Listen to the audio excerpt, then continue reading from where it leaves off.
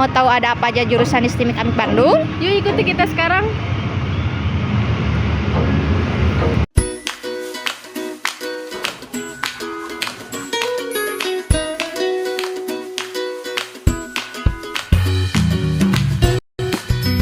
Nah, sekarang kita langsung tanya aja ke anak di kafe. Halo Kak. Ya, halo. Dengan kakak siapa namanya? Raika. Lagi di semester berapa sekarang? Semester 1 Dari DKV tahun 2024. udah belajar apa aja di DKV? Yang aku udah pelajarin tuh salah satunya itu nirmana, terus sama komputer grafis kayak gitu. Ada kesan pesannya nggak sih atau kalau kesah? Kalau kesah sih mungkin kayak kalau ada nirmana sih sebenarnya seru-seru aja ya. Cuman mungkin sedikit bebannya itu kalau misalnya deadline-nya mepet. Terus kayak untuk pengembangan uangnya juga lumayan banyak juga. Kalau komputer grafis tuh lebih ke device laptopnya sih kayak gitu dong. Oke, kakaknya kan ini hampir mau udah satu semester ya. Ada nggak sih kedepannya untuk kampus STIMIK Amik Bandung atau jurusan DKV? Kalau dari aku sih pengennya tuh kalau memang pengen lebih banyak mahasiswa yang lebih masuk tuh, pertama kan kelasnya lebih bagus dibanyakin ya, karena kan pasti peningkat terus kayak yang mahasiswa yang masuk gitu kan. Terus mungkin lebih update juga device-nya, karena kan semakin lama teknologi kan semakin dibutuhkan, apalagi kan kalau memang dibutuhinnya agak jangka panjang, terus kayak memang udah tingkatnya lumayan tinggi gitu. Terus paling apa lagi ya? Paling udah sih gitu sih. Oke, makasih. Semangat terus kuliahnya ya.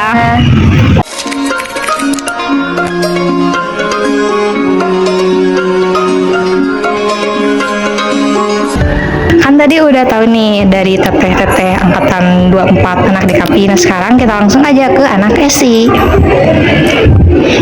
Oh, kakak. Halo, Dengan kakak siapa? jadi nama saya Muhammad Rizal Nurfalah. Oke, kakaknya sekarang semester berapa? Jadi sekarang tuh saya di semester 5 gitu. Dan saya masuk di peminatan di bidang GIS, Geographic Information System gitu. Nah, kalau boleh tahu kenapa sih kakak itu ngambil jurusan perminatannya ke GIS dibanding ke bisnis gitu? Mungkin gara-gara saya lumayan ahli, bukan lumayan ahli sih, cuman saya lumayan bisa dalam melihat peta gitu ya, pemetaan peta, dan juga saya lebih suka campur tangan di bagian sistem codingnya gitu ya saat kita melakukan pemetaan peta. Mungkin interest saya lebih ke situ aja sih dibanding ke bisnis gitu sih. Oh ya, kan sekarang udah hampir satu semester ya, di GIS ini. Nah, kalau boleh tahu kakak ini sekarang belajar apa aja sih di GIS? Jadi sekarang tuh saya lagi belajar jadi kita masukin peta gitu, mungkin web GIS lah bisa dibilangnya itu. Jadi pemetaan peta tapi dalam bidang web juga gitu. Jadi masih ada pengolahan data di dalamnya. Mungkin di bisnis juga ada pengolahan data juga ya. Iya, Jadi cuman kalau di bisnis itu lebih ke kebutuhan bisnis gitu. Jadi datanya tuh bisa berupa chart ataupun grafik seperti itu buat prediksi ke depannya. Nah, kalau di GIS itu outputnya kayak gimana sih? Jadi ada banyak, misalkan dari mencatat dari kepadatan penduduk nih, kita bisa lihat nih misalkan di daerah Bandung, di mana sih titik yang paling padat penduduk gitu. Jadi kita bisa dipetakan di GIS ini gitu. Jadi ya mungkin agak lebih gampang lah ya dilihat oleh masyarakat umumnya gitu kalau di GIS. Itu sih. Nah, Kak, kalau boleh tahu kan tadi tuh data kakaknya udah ngolah data nih. Kalau boleh tahu, boleh tunjukin nggak sih output yang dihasilnya itu? Boleh dibantu juga sama temennya? Nah, jadi ini tuh data yang kita udah masukin gitu, dimana isinya itu titik koordinat semua. Titik koordinatnya itu ada beberapa, misalkan contohnya saya kan di daerah Pasir nih, jadi misalkan di sini tulisan SMKS 1 Tanah Grogot. Nah, dengan poligon di sini saya masukin juga nih titik koordinat yang mau saya masukin ke peta web GIS-nya gitu. Mungkin teman saya bisa jelasin tentang apa aja sih di dalam peta web GIS-nya gitu. Ya, baik. Tadi kan udah diinputin ya. Udah diinputnya misalnya di sini ada keluar koordinatnya, misalnya di sini ada DMC Futsal Pasar, ketika dipencet. Nah, yang selanjutnya ada yang bulat ini, misalnya yang keluar Kabupaten Kalimantan Timur atau Provinsi Pasir luas dengan 107 10.325 km persegi. Nah, di sini juga selain itu bisa menampilkan dengan map yang lain. Seperti di sini ada OSM itu OpenStreetMap Hot. Nah, seperti ini. Yang kedua ada kartu atau DB Positron, ketiga OPN Vicarte, yang keempat Esri Word Imagery, dan yang seterusnya. Nah, selain itu juga di sini fiturnya bagus nih, bisa memetakan marker, misalnya marker di sini. Nah, di sini ada poligon juga. Poligon itu seperti bentuknya kotak seperti ini. Iya. Nah, di sini ada polyline nih. Tidak lupa juga. Polyline itu jalan, misalnya di sini Jalan Anden Oko Kota Pasir. Misalnya dipencet, keluar informasinya seperti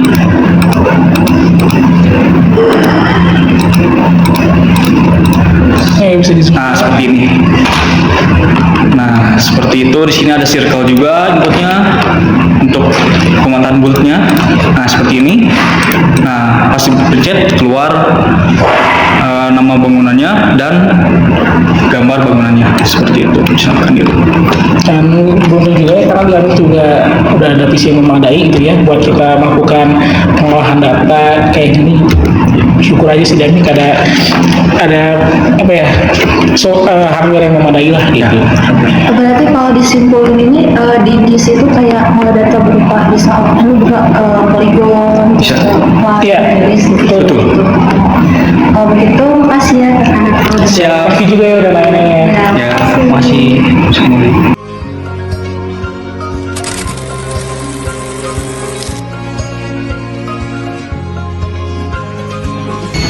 Oke teman-teman, kan tadi udah ada ya dari anak PKP dan juga anak SI. Nah sekarang kita langsung aja ke anak IF. Halo kak. Halo. Dengan kakak siapa? Halo, nama aku Anissa Nursyami. Dari semester berapa sekarang? Sekarang semester 5 Jurusan? IF atau Teknik Informatika. Oke, kan kakak udah semester 5 nih, udah masuk ke peminatan. Nah kira-kira sekarang ini kakak masuk ke peminatan apa gitu? Aku sekarang ambil peminatannya di Cyber Security. Nah kak, kalau boleh tahu nih ya, kenapa kakak itu lebih milih ke cyber gitu dibanding ke IoT? Nah, kalau menurut aku ya, sebagai orang yang ikut ke cyber, awalnya tuh emang karena ikut-ikutan FOMO aja ke teman-teman. Tapi kayak lama-kelamaan, oh di cyber ini tuh peluangnya gede banget. Terus jarang banget ada orang yang ngambil peminatan ini gitu. Maksudnya kayak jarang lah ada orang yang di cyber tuh mendalami bidang ini tuh. Karena cyber tuh luas, terus banyak dibutuhin gitu. Nah kalau boleh tahu apa gitu yang dipelajari gitu di cyber security? Kalau di cyber security itu mata kuliahnya ada beberapa ya. Yang pertama ada security fundamental, ada kriptografi, ada incident response and digital forensic, ada mobile cloud security, sama satu lagi ada pen testing gitu. Nah itu tuh kak pakai tools apa gitu yang digunakan? Nah, kalau untuk tools sih, kalau security fundamental tuh baru kayak belajar basic dari praktek. Kalau teorinya belum ada, paling kayak kita mendalami satu jurnal yang dia tuh mengarah ke keamanan security-nya. Cuman kalau misalnya di pentester, kita bisa lihat di sini. Nah, kalau misalnya di pentester tuh kita belajarnya di pakai virtual box. Jadi virtual machine, tapi kita pakainya Oracle Virtual Box gitu. Nah, yang dipelajari itu kita sebenarnya di Kali Linux. Nah ini kita pakainya Kali Linux. Jadi kita bisa langsung start aja Kali Linuxnya. Emang agak lama sih. Terus kita juga selain belajar di Kali Linux, kita tuh kayak nyoba untuk nyerang satu server di Kali Linux. Terus nyerang server lainnya pakai Metasploitable yang ini. Tuh. Kita coba untuk buka dulu Kali Linuxnya.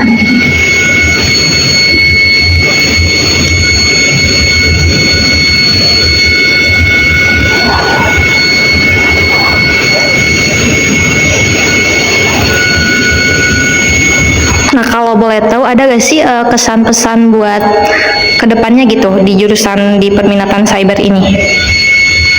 Kalau untuk kesannya sih, untuk belajar cyber ini yang pertama pasti pusing.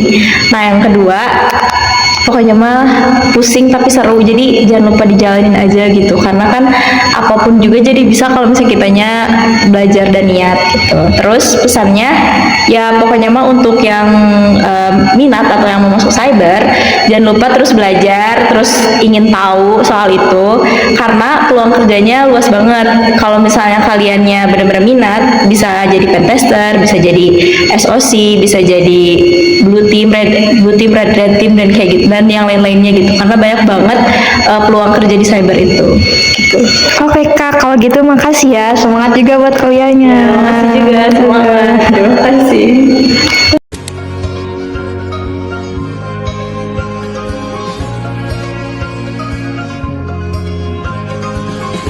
Nah, tadi kan kalian sudah tahu nih ada jurusan apa aja di STIM Ikamik Bandung. Buat kalian yang lagi cari jurusan IT, Yuk daftar sekarang.